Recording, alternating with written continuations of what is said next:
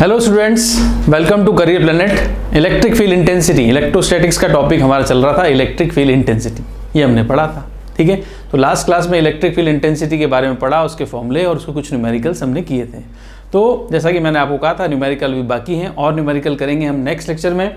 तो आज स्टार्ट कर लेते हैं। देखो, इलेक्ट्रिक फील्ड इंटेंसिटी के न्यूमेरिकल्स, ठीक है। तो सबसे पहले जो हमने पढ़ा, देखो इलेक्ट्रिक फील्ड तो हमने पढ़ लिया था। उसके बाद हमने पढ़ना था इलेक्ट्रिक फील्ड, जो हमने पढ़ लिया था। उसके बाद resultant electric field due to group of charges, ठीक है। हमें एक चार्ज का इलेक्ट्रिक फील्ड तो पता होता है, वो होता है KQ/R², मगर हमें चाहिए resulted electric field intensity due to group of charges. तो यहाँ पर बहुत सारे चार्जेस रखे हुए हैं, ठीक है। ये कॉमन पॉइंट है P, पॉइंट आपका कॉमन है। इस पॉइंट, ये पॉइंट कॉमन हो गया, ये बीच में है, और इस पॉइंट पर सारे के सारे चार्जेस अपना अपना इलेक्ट्रिक फील्ड प्रोड्यूस करेंगे। तो ये जो कॉमन पॉइंट है, इस कॉमन पॉइंट में अगर आप देखोगे तो इसमें इलेक्ट्रिक फील्ड आपके सब सारे के सारे चार्जेस के मिलेंगे आपको। तो ये पॉइंट आपका कॉमन हो गया, ठीक है। ये भी इलेक्ट्रिक फील्ड देगा, ये भी इलेक्ट्रिक फील्ड देगा, ये भी इलेक्ट्रिक फील्ड देगा, ये भी इलेक्ट्रिक फील्ड देगा। तो सब जितने भी चार्जेस उस पॉइंट के अराउंड हैं, ठीक है, वो सारे इलेक्ट्रिक फील्ड देंगे। अब सारे इलेक्ट्रिक फील्ड देते हैं तो क्या करेंगे, सारे इलेक्ट्रिक फील्ड्स का सम कर देंगे। फिर मैंने आपको बताया सम कर देंगे मतलब कौन सा सम, वेक्टर एडिशन करना है, वेक्टर सम करना है, ठीक है। इसका मतलब वेक्टर सम डायरेक्शन देके करेंगे। और वैल्यू की बात करें तो E1 मतलब पहला चार्ज कितना इलेक्ट्रिक फील्ड बनाएगा, वो होगा KQ/R²। फर्स्ट चार्ज है तो KQ1/R1², और उसकी डायरेक्शन KQ2/R2² और उसकी डायरेक्शन। ये तो उसका अमाउंट फॉर्मूला जो हो, फॉर्मूले में जो उसका मैग्नीट्यूड होता है इलेक्ट्रिक फील्ड इंटेंसिटी का, वो ये है, और ये इसकी डायरेक्शन है, ठीक है। तो मैग्नीट्यूड तो हम इस फॉर्मूले से निकाल लेंगे किसी भी इलेक्ट्रिक फील्ड का। 1 का निकालना है 1 का निकाल लो, 2 का निकालना है 2 का निकाल लो, ठीक है, तो निकल जाएगा। अब जब इनको वेक्टर एडिशन करना है तो आपको पता ही है वेक्टर एडिशन में, फिर से बता दूं, देखो वेक्टर एडिशन के लिए बेसिक फॉर्मूला है E1² + E2² + 2E1 E2 cos θ। और ये फॉर्मूला आपको लगाना है जब आप दो वेक्टर्स को ऐड करोगे। एंगल देख के लगाना है, अलग अलग एंगल्स पे रिजल्ट अलग अलग आता है। 0 डिग्री पर E1 + E2, 180 पर E1 - E2, 90 पर √E1² + E2², 60 पर E1² E2² + E1 E2, और 120 डिग्री पर E1² E2² - E1 E2, ठीक है। ये हम आपको 3 बार हम इसको डिस्कस कर चुके हैं। हमने E1 E2 की जगह सबसे पहले फोर्सेस में लिया था, तब यहाँ पे था √F1² F2² 2F1 F2 cos θ, ठीक है। फिर इलेक्ट्रिक फील्ड में हमने ले लिया, राइट। और आज हम वापस को डिस्कस कर रहे हैं और साथ ही इसके न्यूमेरिकल्स करेंगे कि कैसे रिजल्टेंट इलेक्ट्रिक फील्ड इंटेंसिटी निकलती है, कैसे वेक्टर एडिशन किया जाता है। तो एक बार फिर से स्टार्ट कर लेते हैं। देखो क्वेश्चन आपको बोला है calculate resultant electric field intensity at centre. तो सेंटर आप सबको पता है, सेंटर ये रहा। इस सेंटर पॉइंट पर रिजल्टेंट इलेक्ट्रिक फील्ड इंटेंसिटी निकालनी है, ठीक है। ये स्क्वायर है तो EA, EB, EC और ED ले लें। सेंटर आपने ले लिया तो O ले लेते हैं सेंटर को, EC और ED। 4 कॉर्नर से ABCD और सेंटर हो गया O, ठीक है। इस O पॉइंट पर हमें रिजल्टेंट फील्ड इंटेंसिटी फाइंड करनी है, क्लियर। और आप देखोगे सारे चार्जेस कैसे हैं, सब चार्जेस पॉजिटिव हैं, सारे चार्जेस पॉजिटिव गिवन है तो पॉजिटिव चार्जेस हैं, ठीक है। तो अब जैसा कि आपको पता है वेक्टर सम का न्यूमेरिकल्स के स्टेप्स भी आपको सबको पता है, स्टेप्स फॉलो करते हैं। सबसे पहला स्टेप क्या करेंगे, इनको ड्रॉ करेंगे। इलेक्ट्रिक फील्ड इंटेंसिटी कैसी क्वांटिटी, वेक्टर क्वांटिटी है, तो सबसे पहले इनको ड्रॉ करेंगे। तो आप देखो EA को ड्रॉ करूँ, ये इस तरह से आएगा, ये आ गया EA electric field due to A पर जो प्लेस चार्ज है उसकी वजह से इलेक्ट्रिक फील्ड है EA, B पर जो प्लेस चार्ज है उसकी वजह से इलेक्ट्रिक फील्ड इंटेंसिटी है EB, C पर जो चार्ज है उसकी वजह से इलेक्ट्रिक फील्ड इंटेंसिटी है EC, और D पे जो चार्ज है इसकी वजह से इलेक्ट्रिक फील्ड इंटेंसिटी है ED, ठीक है। तो 4 इलेक्ट्रिक फील्ड इंटेंसिटीज का यहाँ पर एडिशन हो रहा है, यहाँ पर सम हो रहा है, ठीक है भाई। तो 4 का हो रहा है तो हम टोटल कर लेंगे, राइट। तो स्टेप 1 में हमने ड्रॉ कर लिया। अब ड्रॉ करने के बाद एंगल की बात करें अगर, तो आपके पास कितने इलेक्ट्रिक फील्ड हैं, EA, EB, EC और ED। तो 4 इलेक्ट्रिक फील्ड हैं, ठीक है। तो चारों के बीच में एंगल कितना है, लगातार अगर देखें तो 90 डिग्री पर हर vector between two consecutive electric field हैं उनके बीच में एंगल कितना है, 90। और between two alternate electric field हैं, ए के बाद बी छोड़ के सी को देखोगे तो ई ए और ई सी के बीच में कितना एंगल है 180 का, और ई डी और ई बी के बीच में कितना एंगल है 180 का। ठीक है, तो लगातार देखोगे तो 90 डिग्री, और ऑल्टरनेट देखोगे तो पहले के साथ तीसरा, दूसरे के साथ चौथा, तो एंगल होगा 180 डिग्री। हमें जो सूटेबल होगा हम यूज़ करेंगे। ठीक है, तो हमें आपको पता है कि ज़्यादा सूटेबल क्या होता है कि जो 0 डिग्री होगा तो E1 प्लस E2, 180 होगा तो E1 माइनस E2, तो ज़्यादा सूटेबल होता है कि आप 180 वाला यूज़ करो। ठीक है, तो EA और EB को ऐड ना कर EA और EC को ऐड करेंगे, क्योंकि ये अपोजिट डायरेक्शन में है, 180 एंगल है इसलिए। ठीक है, चलो एंगल को हमने डिस्कस कर लिया। तो थर्ड हम बात करें मैग्नीट्यूड। क्या लगता है आपको मैग्नीट्यूड सारे वेक्टर्स का कैसा है, सेम है कि अलग अलग है?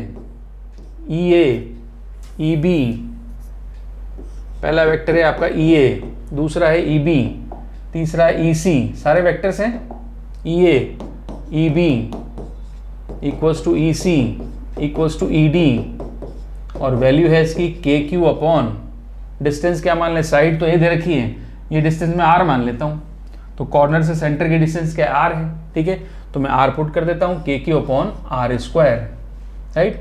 तो सभी की वैल्यू यहाँ पर सेम है, मैं सबकी जगह E लिख लेता हूँ, EA, EB, EC, ED सभी है। ठीक है, सबकी वैल्यू सेम है।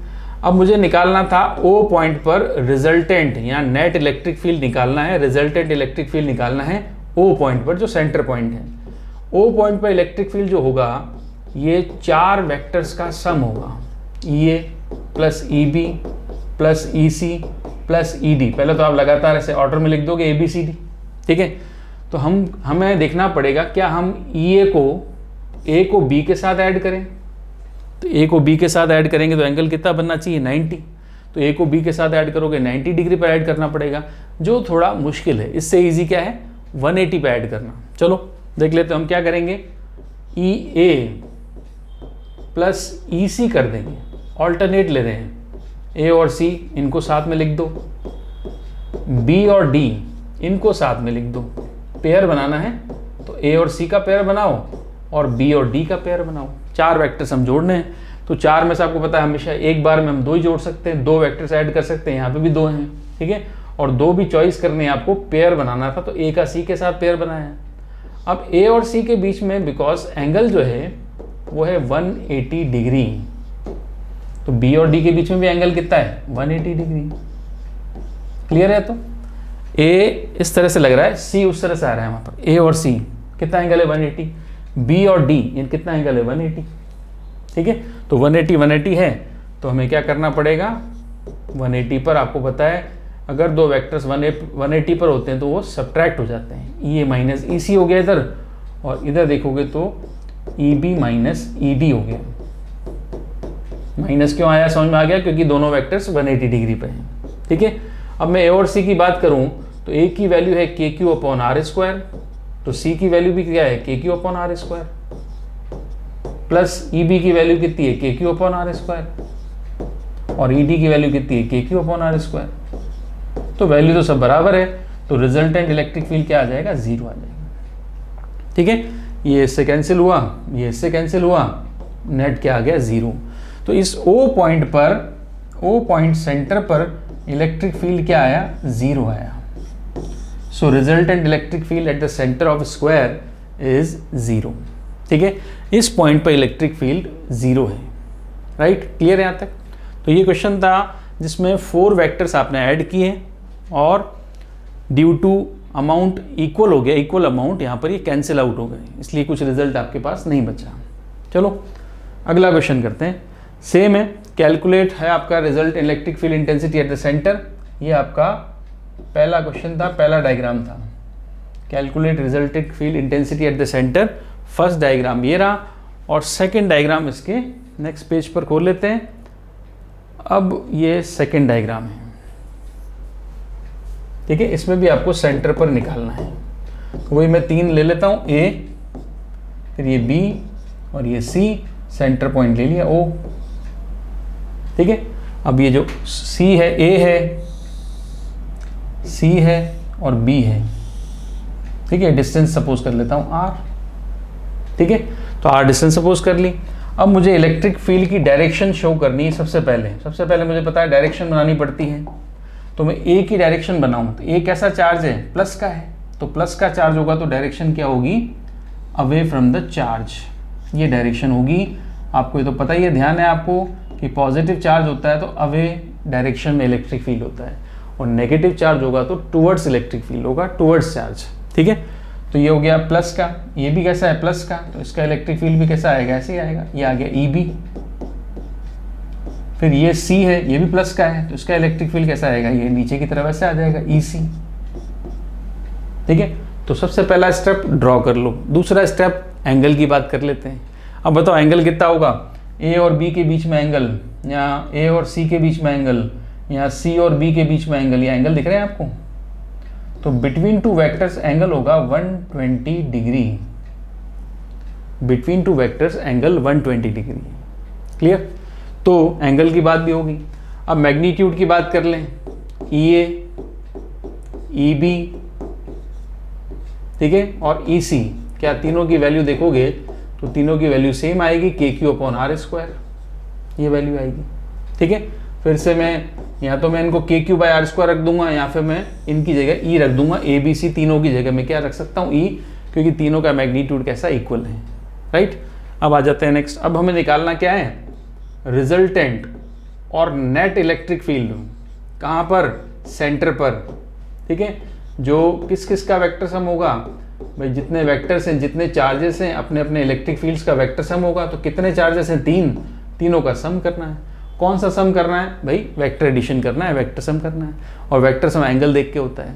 ठीक है, अब देखो ABC में A और B के बीच में एंगल आपको पता है कितना होता है, 120 डिग्री। तो यहाँ पर A और B को ऐड कर देते हैं 120 पर। ठीक है, तो मैं पहले A और B का ब्रैकेट बना लिया, पहले मैं इसको सॉल्व करूंगा। तो इसको सॉल्व करूंगा, देखो आप क्या आएगा, 120 डिग्री पर EA की वैल्यू क्या, E है ना, तो EA की जगह रख दिया E, तो EA² plus EB² plus 2E1 E1 भी E है, E2 भी E है, तो ये 2E², और cos 120 की वैल्यू होती है माइनस का हाफ। क्लियर, माइनस का हाफ होती है।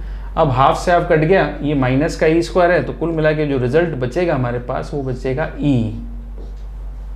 इसको सॉल्व करेंगे, 2 से 2 कैंसिल, माइनस, और ये E² से E² कैंसिल हो जाएगा। ठीक है, ये वाला E² इस वाले E² से कैंसिल हो गया, बचा क्या हमारे पास, E² बचा, तो E बच गया। तो ये है ब्रैकेट का जो हमने EA और EB को सॉल्व किया। अब हमें इसमें क्या ऐड करना है, हमें इसमें भी ऐड करना बाकी है, वो क्या है, थर्ड वेक्टर EC। अब ये जो E आया, इसकी भी डायरेक्शन को बारे में आपको सोचना पड़ेगा। A और B को ऐड किया, रिजल्ट आ गया E, तो ये किस डायरेक्शन में होगा, इसका रिजल्ट जो आएगा वो किस डायरेक्शन में आएगा, ताकि हमें इन दोनों का रिजल्ट और C के बीच में तो एंगल लिखना पड़ेगा ना, इनके बीच में कितना एंगल है ये भी तो ढूंढना पड़ेगा, देखना पड़ेगा। तो इसको देखने के लिए एंगल बिटवीन AB का रिजल्ट और C के बीच में क्या एंगल है, इसलिए AB का जो रिजल्ट है वो हमें पता होना चाहिए, वो कहाँ बनेगा। ठीक है, तो AB के रिजल्ट के लिए हम बात करें, देखो A आपका इस तरह से था, ये EA हो गया, ये EB हो गया, ये EB है, ठीक है, और ये EA है। दोनों का अमाउंट कैसा है, सेम है, दोनों का मैग्नीट्यूड कैसा है, सेम है। मैं ऐसे ही बना सकता हूँ, मैं इसको कंटिन्यू करके ऐसे ही बना सकता हूँ कि मैंने कहा EA इस तरह से है और EB इस तरह से है, ये EB हो गया और ये EA हो गया, ये हो गया EA और ये हो गया EB।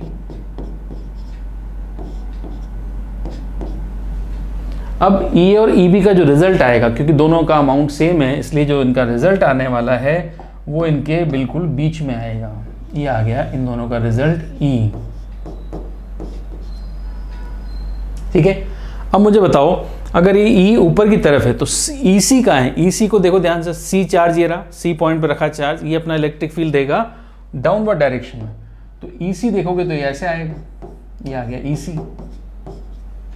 तो EC और E में कितना एंगल हुआ अभी, ये दिख रहा है आपको यहाँ पर, EC और E के बीच में दोनों एक दूसरे का अपोजिट है, एंगल क्या होगा इनके बीच में, 180 डिग्री, इसलिए यहाँ पर आएगा रिजल्ट E और यहाँ पे आ जाएगा EC। तो EC की वैल्यू भी तो E है, तो मैं क्या लिखूंगा, E माइनस E बराबर 0।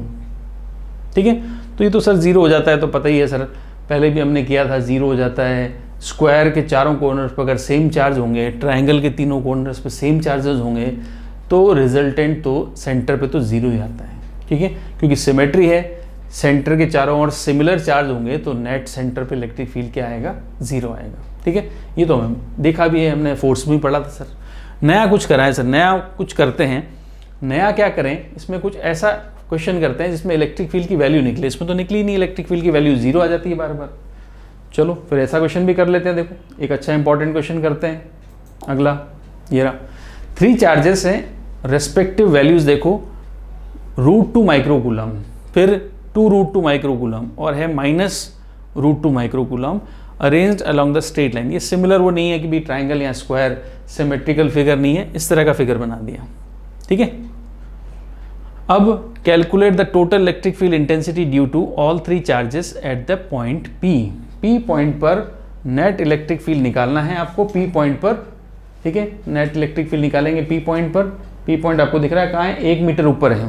किन से, चार्जेस की पोजीशन से 1 मीटर ऊपर इसकी पोजीशन है, ठीक है। तो चार्जेस में एक बार चेक कर लेता हूँ, चार्जेस चेक करता हूँ, फिर आपको इसका न्यूमेरिकल करना है।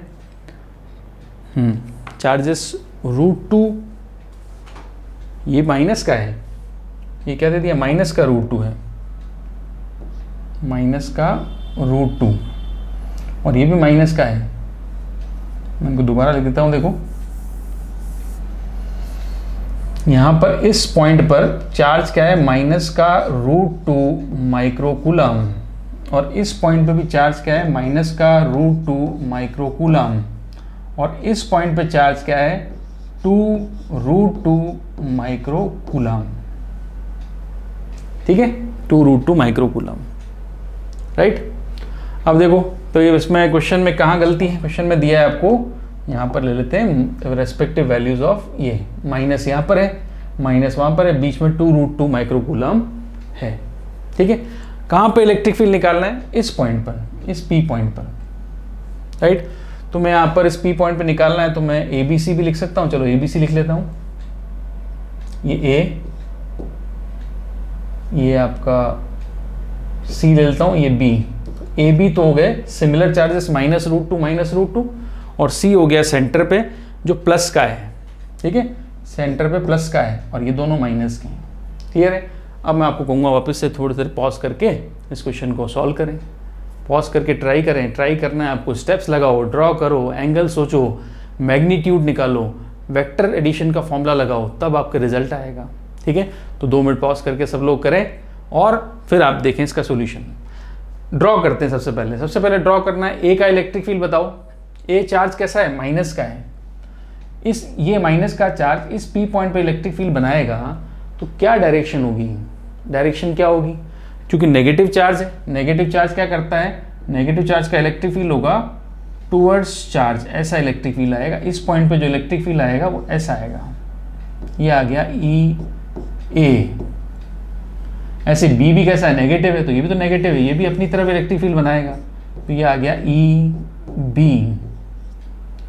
अब C की बात करें तो C चार्ज कैसा है, प्लस का है, तो ये इलेक्ट्रिक फील्ड बनाएगा, तो ये अपने से ऐसे दूर की तरफ बनाएगा, ऐसे, ठीक है। यहाँ बना सकते हैं, यहाँ बना सकते हैं। ये क्या है, EC है, EC, क्लियर है, राइट। अब हम ध्यान से देखें, चलो उसको डायग्राम को मैं वहाँ से उठा के थोड़ा सा इधर वापस बना देते हैं डायग्राम। पहला इलेक्ट्रिक फील्ड ऐसे आया ए चार्ज की वजह से, क्योंकि नेगेटिव था। दूसरा इलेक्ट्रिक फील्ड इधर आया, वो था EB, वो भी तो नेगेटिव था। तीसरा जो आया EC, वो ऊपर की तरफ आया, तो मैं उसको ऐसे बना देता हूँ, ये EC हो गया, ठीक है, राइट।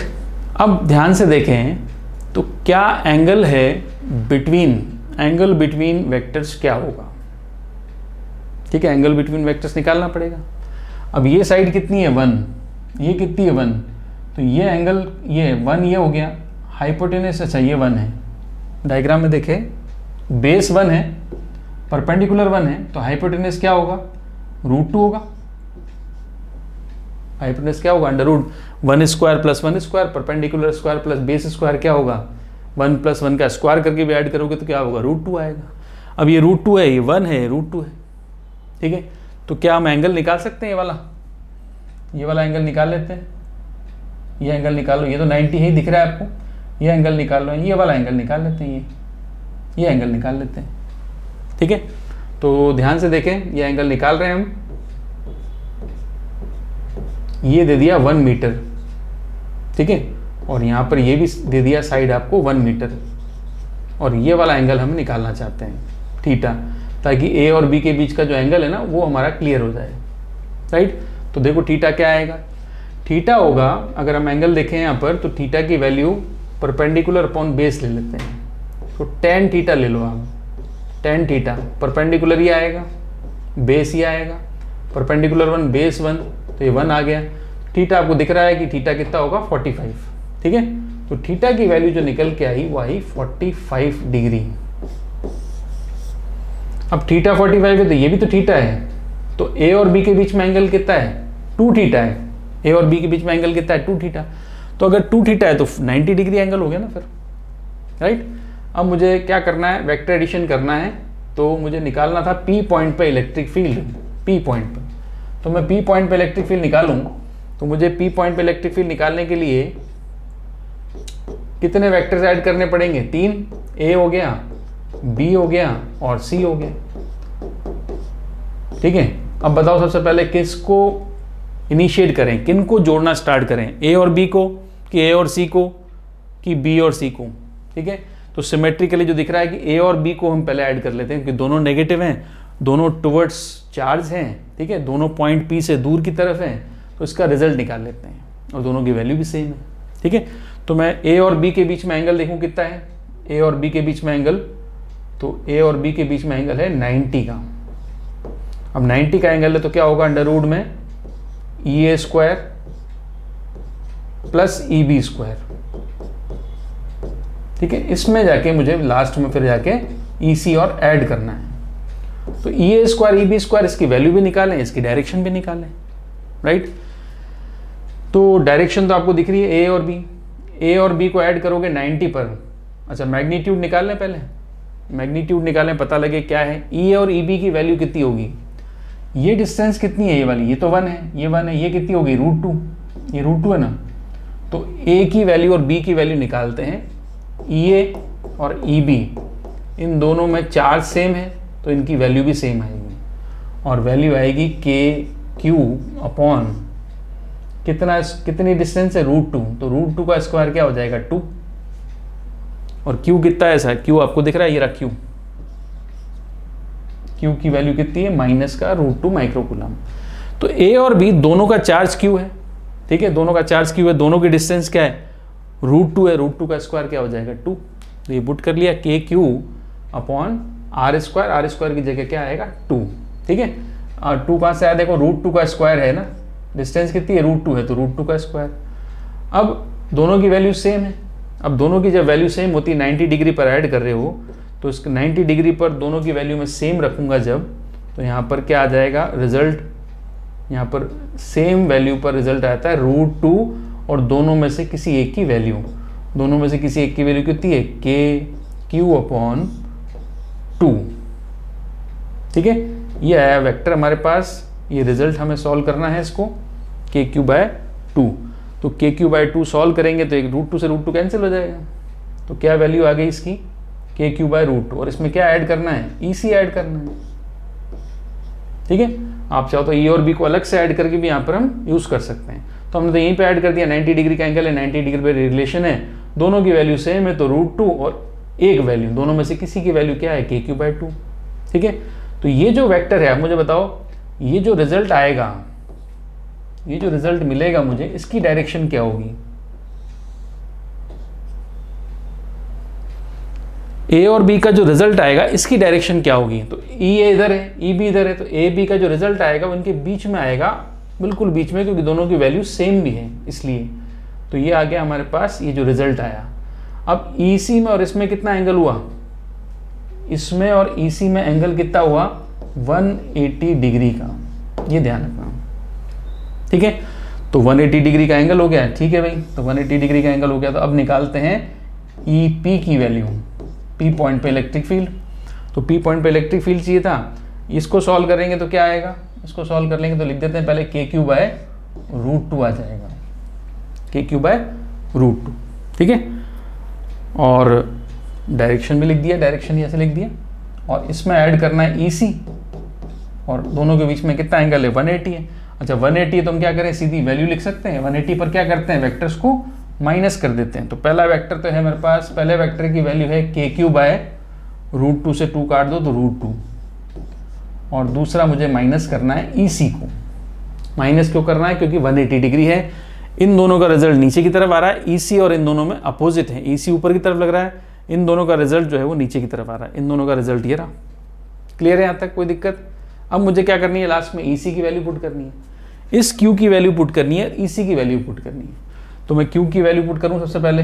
Q की वैल्यू कितनी है, Q की वैल्यू तो है √2 माइक्रोकूलम डिवाइड बाय √2, ये तो K बच गया।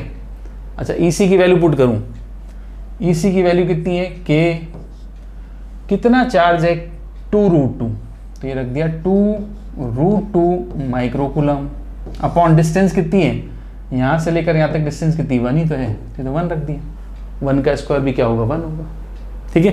तो हमारे पास रिजल्ट क्या आया देखो, ये तो √2 से √2 कैंसिल हो गया, ठीक है। अब कॉमन ले लेते हैं, चलो कॉमन क्या आया, कॉमन आएगा K, और माइक्रोकूलम है तो माइक्रोकूलम तो कॉमन आ जाएगा, ठीक है। अंदर क्या बची वैल्यू 1 - 2√2, ठीक है। तो आपको दिख रहा है इन दोनों में से बड़ा कौन है, ये तो है K, बस ओनली K, और ये है 2√2K। माइक्रोकूलम तो दोनों में कॉमन है, ठीक है। मैं माइक्रोकूलम यहाँ नहीं लिखूँ तो माइक्रोकूलम में कॉमन लेके भी लिख सकता हूँ, ये लो, ठीक है।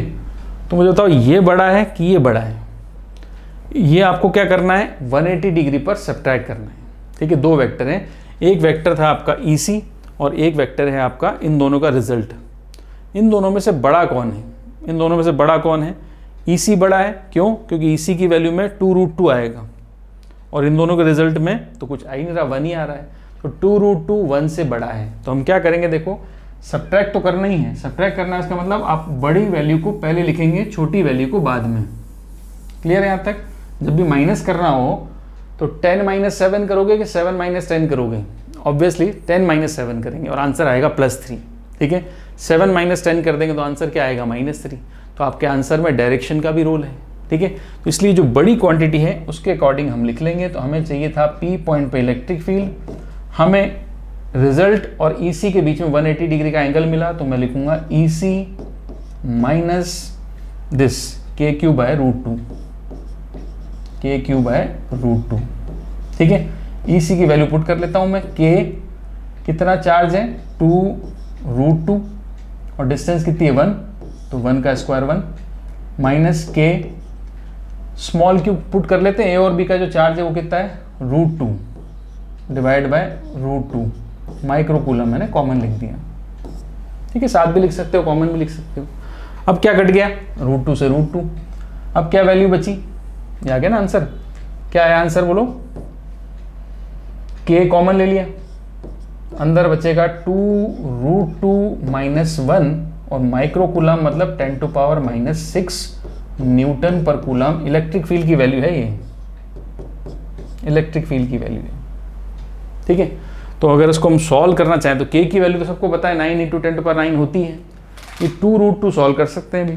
√2 की वैल्यू 1.414 होती है, इसको अगर 2 से मल्टीप्लाई करूं तो 2.828 आ जाएगी, तो 2.828, इसकी वैल्यू 2.828 है, माइनस कर लो तो K की वैल्यू तो 9 × 10⁻9 है, और 2.828 में से 1 माइनस कर लोगे तो 1.828 बचेगा, और इंटू 10⁻⁻6 है।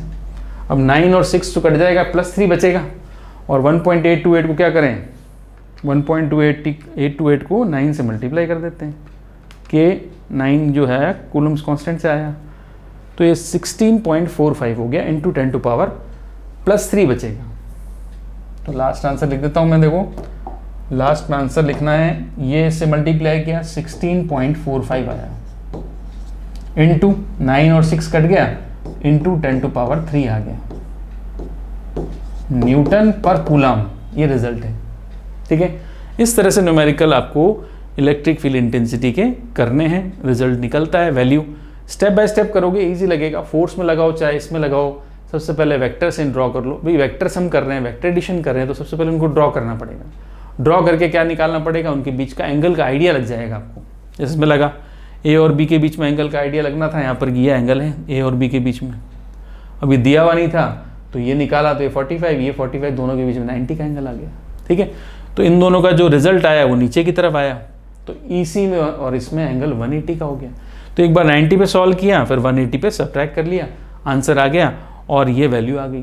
ठीक है, और डायरेक्शन क्या होगी, जिधर EC है, P पॉइंट से EC की डायरेक्शन में, क्योंकि बड़ा EC है। ठीक है, तो EC की डायरेक्शन में रिजल्ट बचेगा, away from the point, upward direction, value तो आ गई, और डायरेक्शन क्या आएगी, upwards, upward direction along positive I axis, away from the point P। ठीक है, इस तरह से वेक्टर एडिशन के न्यूमेरिकल करने हैं आपको। घबराने वाली कोई बात नहीं, 2-3 न्यूमेरिकल्स और आप करोगे, प्रैक्टिस करोगे तो ये इजीली हो जाएगा। ठीक है, NCERT में भी दे रखा था, NCERT में आपका ये स्क्वायर वाला, जो आपने स्क्वायर वाला क्वेश्चन किया इससे पहले, NCERT में स्क्वायर वाला दे रखा है, ट्राइंगल वाला तो करते ही हो, NCERT में स्क्वायर वाला गिवन है, ये वाला स्क्वायर वाला NCERT का क्वेश्चन है। फिर हमने ट्राइंगल के लिए किया, फिर हमने किया एक नया क्वेश्चन, ये वाला रिजल्टेंट। ठीक है, इसका आंसर हमने निकाल दिया। चलो तो फिर नया स्टार्ट कर रहे हैं टॉपिक। अब इलेक्ट्रिक फील्ड इंटेंसिटी न्यूमेरिकल काफ़ी कर लिए हमने, लास्ट क्लास में भी 4-5 न्यूमेरिकल किए थे, आज भी हमने 3 न्यूमेरिकल डायरेक्शन वाले कर लिए। ठीक, नेक्स्ट टॉपिक पर जाते हैं। इलेक्ट्रिक फील्ड इंटेंसिटी के बाद नेक्स्ट टॉपिक हमारा क्या है वो देखो, इलेक्ट्रिक फील्ड लाइंस। इसको इलेक्ट्रिक फील्ड लाइंस कहते हैं। इलेक्ट्रिक फील्ड लाइंस मतलब ये कुछ न कुछ जुड़ा हुआ तो किससे है, इलेक्ट्रिक फील्ड से। इलेक्ट्रिक फील्ड जो हमने पढ़ा, इलेक्ट्रिक फील्ड इंटेंसिटी जो हमने पढ़ी कि चार्ज के सराउंडिंग क्या होता है, इलेक्ट्रिक फील्ड होता है। उन्हीं फील्ड को लाइंस लगाकर हम पढ़ रहे हैं, मतलब लाइंस लगा दिया आगे, इसका मतलब क्या है कि फील्ड का रिप्रेजेंटेशन देना है। अगर चार्ज के आसपास इलेक्ट्रिक फील्ड है तो चार्ज के आसपास इलेक्ट्रिक फील्ड को हमें ड्रॉ करना है, उस इलेक्ट्रिक फील्ड का पिक्चर बनाना है। तो इलेक्ट्रिक फील्ड का पिक्चर बनाने के लिए हमें जिन लाइंस, जिन इमेजिनरी लाइंस को यूज़ करते हैं उसको कहते हैं इलेक्ट्रिक फील्ड लाइंस। ठीक है, दोबारा समझे ध्यान से, मैं कह रहा हूँ आपको कि हमें यहाँ पे इलेक्ट्रिक फील्ड का पिक्चर बनाना है। ठीक है, डायग्राम बनाना है, पिक्चर बनाना है इलेक्ट्रिक फील्ड का। अब इलेक्ट्रिक फील्ड का पिक्चर बनाने के लिए हमें क्या चाहिए, कैसे बनाए सर, इलेक्ट्रिक फील्ड का कैसे बनेगा, डायग्राम कैसे बनाए, किसके बिहाव बने।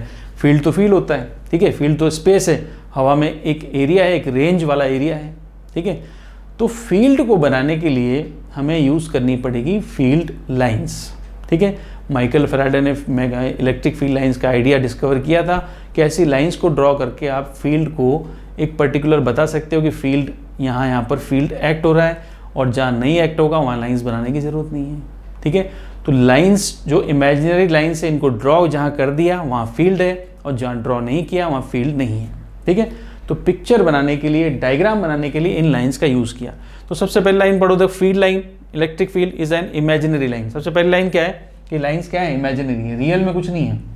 इमेजिन किया था माइकल फैराडे ने, उसी ने इसका आइडिया ड्रॉ करके इमेजिनरी लाइन को बताया। In such a way that its direction at any point, that means direction of tangent is same as the direction of field at that point. ठीक है, its direction same as the direction of the field at that point. सबसे पहली बात, ऐसी कुछ lines imaginary lines हैं, इन lines को imagine किया गया है ताकि आप इलेक्ट्रिक फील्ड का पिक्चर ड्रॉ कर सकें, डायग्राम बना सकें। सबसे पहली लाइन इमेजिनरी है।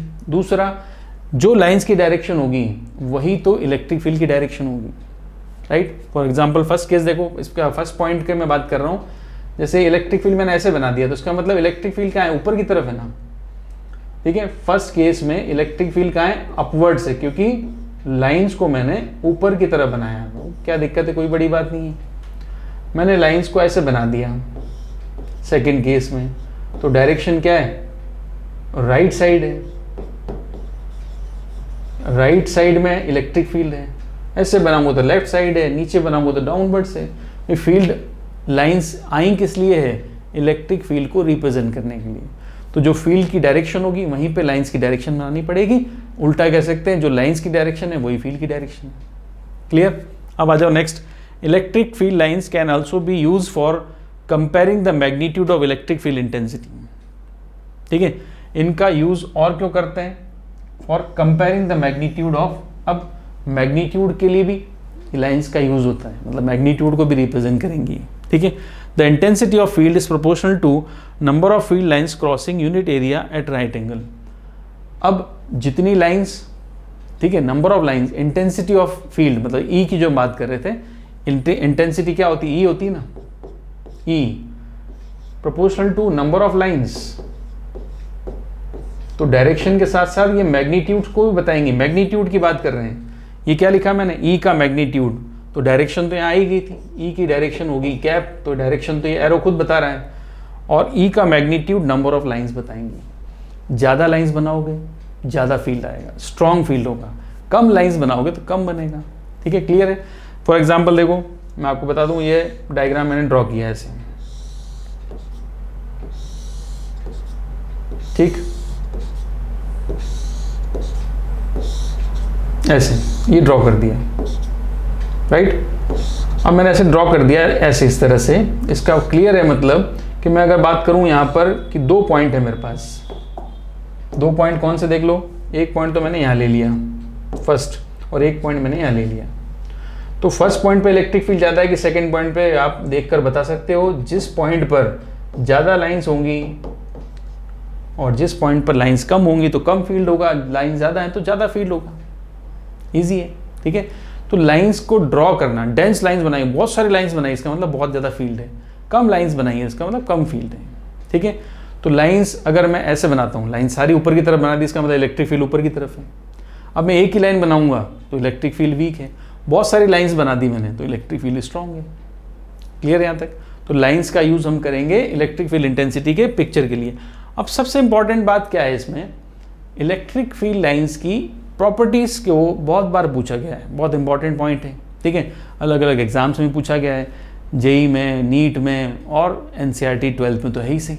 तो सबसे इंपॉर्टेंट बात है फील्ड लाइंस की प्रॉपर्टीज़। यहाँ पर आपके लिखी हुई हैं प्रॉपर्टीज़ हैं, ये फील्ड लाइंस की प्रॉपर्टीज़ को कह दो आप, properties of field lines, properties of field lines. ठीक है, हेडिंग इसमें नहीं है, हेडिंग आपको यहाँ से लिखना है properties of electric field lines. और प्रॉपर्टीज में सबसे पहली प्रॉपर्टी जो है वो यहाँ से शुरू होगी।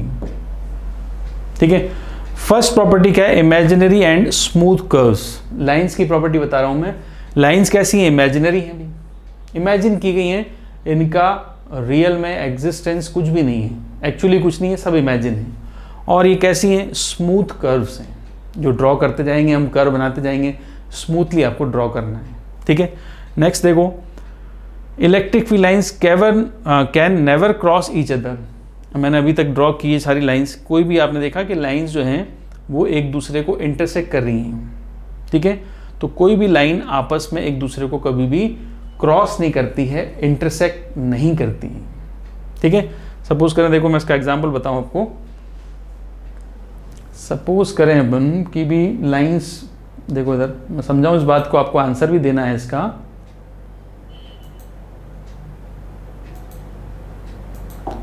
देखो इधर मैंने कहा लाइंस स्मूथ कर्व बनाती है ऐसी, ये लाइंस बना दी मैंने ऐसे, ये इलेक्ट्रिक फील्ड लाइंस है। ठीक है, इलेक्ट्रिक फील्ड लाइंस है, राइट। अब ये अलग अलग होती हैं। सपोज करें किसी जगह पर इलेक्ट्रिक फील्ड लाइंस, जैसे मान लो ये ऐसे है, ठीक है, और इसी जगह पर इलेक्ट्रिक फील्ड लाइन ऐसे क्रॉस करती हुई निकल गई, तो क्या है, पॉसिबल है क्या? क्यों पॉसिबल नहीं होगी, सुन लो, कारण क्या बताओगे इसका। ये 2 पॉइंट बनाए मैंने 1 और 2, मुझे लगा था 1 और 2 पे इलेक्ट्रिक फील्ड की डायरेक्शन इस तरफ है, यही था ना, इस तरफ है।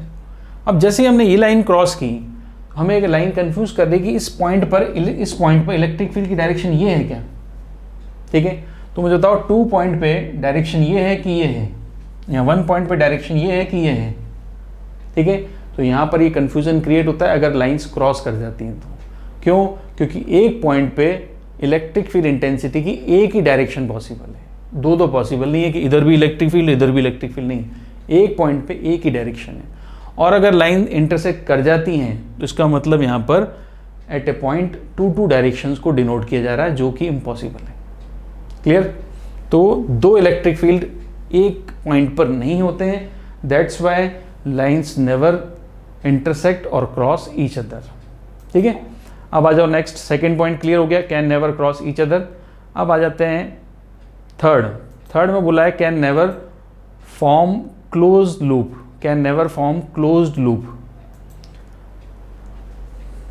Can never form closed loop. अब ये जो लाइंस हैं ये कभी भी क्लोज लूप नहीं बनाती, क्लोज लूप फॉर्म नहीं करेंगी। ठीक है, क्लोज लूप का मतलब होता है जहां से स्टार्ट होंगी घूम फिर के उस जगह पर, उस पॉइंट पर नहीं आती हैं। ठीक है, जहां से स्टार्ट होगी उस पॉइंट पर वापस नहीं आएगी, तो कभी भी क्लोज लूप नहीं बनेगा। ठीक है, अब देखो क्लोज लूप को मैं आपको और समझा दूं। देखो एक पॉइंट और क्लोज लूप का, इधर देखिए,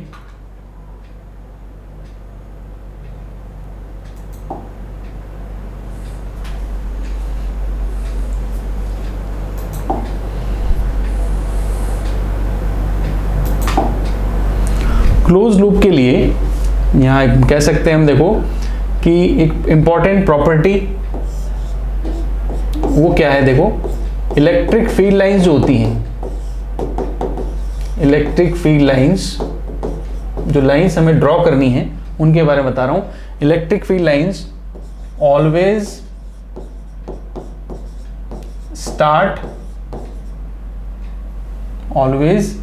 starts from positive charge, always starts from positive charge. कहां से स्टार्ट होगी? हमेशा पॉजिटिव चार्ज से।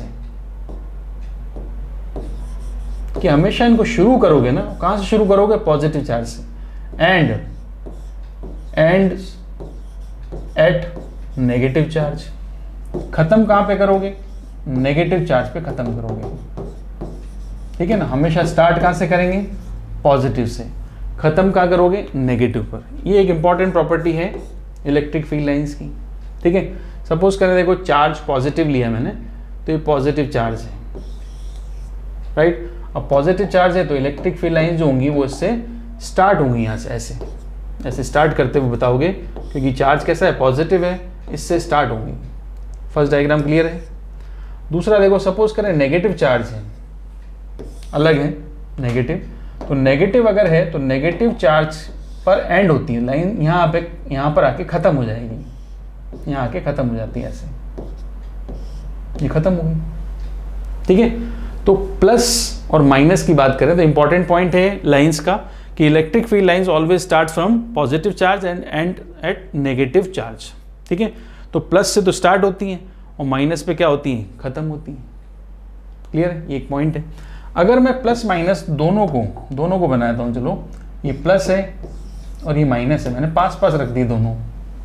ठीक है, तो प्लस माइनस अगर है तो इनके बीच में क्या होता है आपको पता है? अनलाइक चार्ज है तो अट्रैक्शन होता है, अट्रैक्शन भी होता है। और लाइंस भी कैसे ड्रॉ होंगी वो देख लो, पॉजिटिव से स्टार्ट होंगी, ठीक है, तो नेगेटिव खत्म होगी लाइंस ऐसे। पॉजिटिव से स्टार्ट होगी, नेगेटिव पे खत्म होगी, पॉजिटिव से स्टार्ट होगी, नेगेटिव पे खत्म होगी, पॉजिटिव स्टार्ट हो गया, नेगेटिव पे एंड कर दो उनको ऐसे। और भी कुछ ड्रॉ कर लो जो पॉजिटिव से निकल रही हैं, जाएंगी कहाँ पर? घूम फिर के कहीं ना कहीं नेगेटिव पे जाके एंड हो जाएंगी ऐसे। ठीक है, तो लाइंस को ड्रॉ करने की इंपॉर्टेंट प्रॉपर्टी क्या थी कि कहाँ से स्टार्ट होती है? प्लस से, और कहाँ खत्म होती है? माइनस पर। अब हम पढ़ रहे थे इसमें एक, जो हमने ये प्रॉपर्टी पढ़ ली, जो हम पढ़ रहे थे प्रॉपर्टी उसमें, वो देखो आप प्रॉपर्टी जो हमने लास्ट डिस्कस किया था, प्रॉपर्टी इलेक्ट्रिक फील्ड लाइंस की, वो थी can never form closed loop. अब बताओ electric field line close loop बना सकती हैं क्या? वो प्लस से स्टार्ट होंगी, खत्म कहाँ होंगी? माइनस पे। तो माइनस से स्टार्ट होकर प्लस पे तो आ नहीं सकती ना वापस, इसलिए क्लोज लूप तो ऐसे बनता है कि यहीं से स्टार्ट हो और वहीं खत्म हो। तो जब स्टार्ट प्लस पे होती है, माइनस पे खत्म होती है, तो कभी भी प्लस से स्टार्ट होकर वापस प्लस पे तो आएगी नहीं, इसलिए क्लोज लूप फॉर्म नहीं करती। क्लियर? तो ये आपको पता है इमेजिनरी हैं, स्मूथ कर बनाती हैं। Can never cross each other, मैंने आपको समझा दिया कि इंटरसेक्ट नहीं करती क्योंकि एक पॉइंट पे दो डायरेक्शन हो जाएगी, पॉसिबल नहीं है। Third, can never form close loop, ये आपको पता लगा। ठीक है। तो क्लोज लूप फॉर्म नहीं करती है, क्यों नहीं करती है आपको पता है, क्योंकि ये कहाँ से स्टार्ट होती है, पॉजिटिव से, कहाँ खत्म होती है, नेगेटिव पर, इसलिए। ठीक है। फोर्थ देखो, इंपॉर्टेंट पॉइंट, ये भी इंपॉर्टेंट है, the number of lines origination from और terminating on a charge is proportional to magnitude of charge. और ये भी इंपॉर्टेंट बात है, लाइंस को बनाएंगे, जो लाइंस हम बना रहे हैं ये किस पर डिपेंड करती है, चार्ज के मैग्नीट्यूड पर। ठीक है। तो चार्ज के मैग्नीट्यूड पर अगर डिपेंड करती है तो देखो, मैं भी आपको इसको भी समझा दूं, इस पॉइंट को, सारी प्रॉपर्टीज इंपॉर्टेंट हैं। इसलिए अब देखो इधर, चार्ज पे डिपेंड करेंगे कि कितनी लाइंस बनानी है। तो मैंने यहां पर चार्ज ले लिया प्लस का 2q, ठीक है, और यहां पर चार्ज लिया मैंने माइनस का q। अब लाइंस जो बनेंगी, जो नंबर ऑफ लाइंस हैं वो चार्ज के मैग्नीट्यूड के डायरेक्टली प्रोपोर्शनल होती है। ठीक है भी। अब डायरेक्टली प्रोपोर्शनल होती है, इसका मतलब ये प्लस का चार्ज है, मगर कितना है, माइनस वाले से डबल है। तो यहाँ से जो लाइंस निकलेंगी, चलो ये देखो लाइंस जो ड्रॉ की, ठीक है, ऐसे ड्रॉ कर दी, राइट। अब आप देखोगे ध्यान से तो कितनी लाइंस पॉजिटिव से ड्रॉ हुई है, ध्यान से देखना, इसमें पॉजिटिव से निकलने वाली लाइंस तो ज़्यादा हैं और नेगेटिव पे आने वाली लाइंस जो हैं वो कम हैं, ऐसे, इसका ये मतलब है। ठीक है।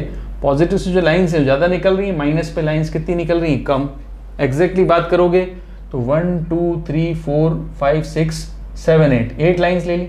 यहाँ देखो आप 1 2 3 4 5 6 7 8 9 10 11 12, ठीक है। तो वहाँ पर अगर 8 है तो यहाँ पर कितनी लाइंस होंगी, इस पे जा रही है 1 2 3 4 1 2 3 4, 8 लाइंस इस पर आके एंड होती हैं।